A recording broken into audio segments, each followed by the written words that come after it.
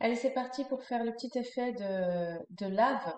Alors, lave un peu avec des croûtes. Il y a des fois des laves qui sont beaucoup plus en fusion. Mais ce qu'on constate, c'est qu'on a un fort contraste entre des plaques grises et un camailleux de rouge orangé.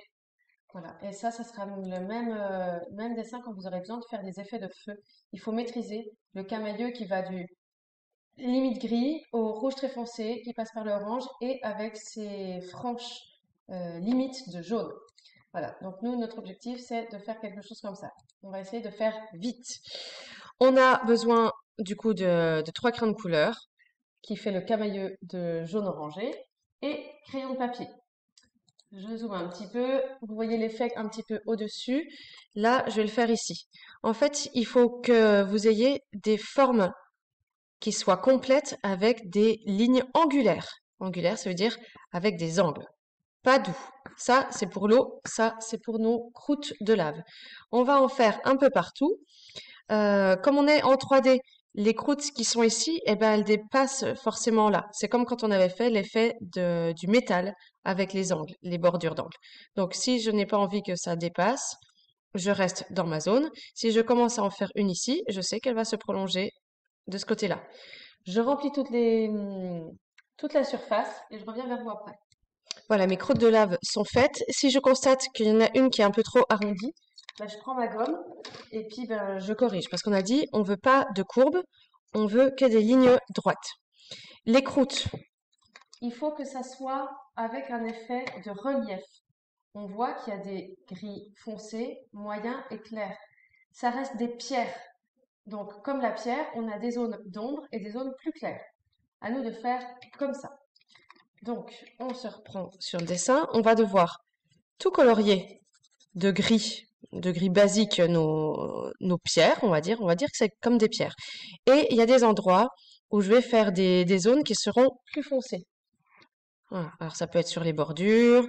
Faites un coloriage qui est uniforme dans un premier temps, uniformément clair. Et après, on renforce pour faire justement cet effet de volume. Je fais ça à toutes les croûtes et je reviens. J'ai tout colorié d'une manière grise uniforme et là je vais redonner le petit coup de 3D à toutes mes pierres.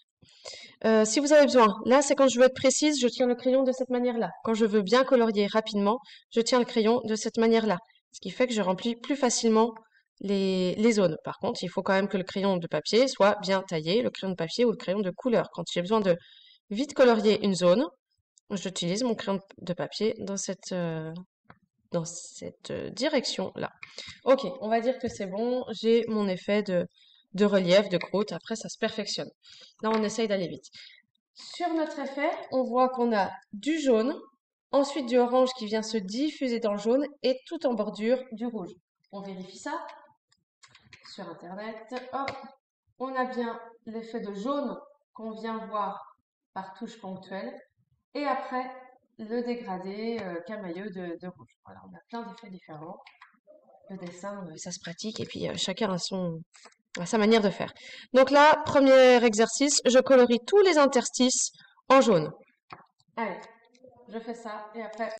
Voilà, tout est colorié. Même si les bordures ne sont pas parfaites, j'ai pas besoin d'appuyer trop. Ce qu'il faut, c'est que ça soit quand même lumineux. Le jaune, c'est fait. On va partir crescendo, on part toujours du clair jusqu'au plus foncé. Ça, c'est une règle de dessin. Là, je vais venir faire des petits ronds et avec un effet dégradé. Au début, j'appuie pas mal quand je suis tout proche de ma pierre et plus je m'éloigne de la pierre, plus j'allège mon crayon. C'est une question de pression. Donc là, très proche, je vais venir faire le tour. Donc avec un effet dégradé.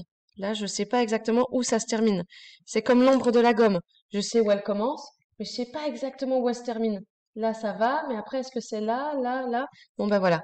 Moi, je fais un dégradé. C'est pour ça que c'était important de savoir faire des dégradés juste avant dans les exercices de dessin. Et là, je maîtrise ça. Je vais faire ça sur tout le tour de mes pierres. Voilà. Là, j'ai essayé de faire du orange partout autour de mes pierres avec un effet de dégradé. Il me reste plus qu'à venir avec le rouge, venir refaire vraiment un contour précis. Là maintenant, je reste autour de mes pierres et je vais venir faire tout le contour en rouge. C'est comme si je refaisais le dessin de mes formes angulaires tout autour de mes pierres. Et là, on commence à voir apparaître l'effet un peu de relief et de chaleur, de feu, voilà. On a le camailleux de couleur orange, de couleur chaude, qui permet justement d'avoir l'effet de brûlure, de chaleur. Il faut faire ça partout. Après, donc là, dans mes exemples, souvent, je vais un peu vite. Quand on dessine, on fait la première étape et après, on vient repeaufiner. Donc, s'il y a besoin de revenir colorier les pierres, parce qu'il y a un espace qui est trop clair, eh ben, il faut le refaire. Évidemment, là, par exemple, je vois que le jaune, il n'est pas tout complètement fait.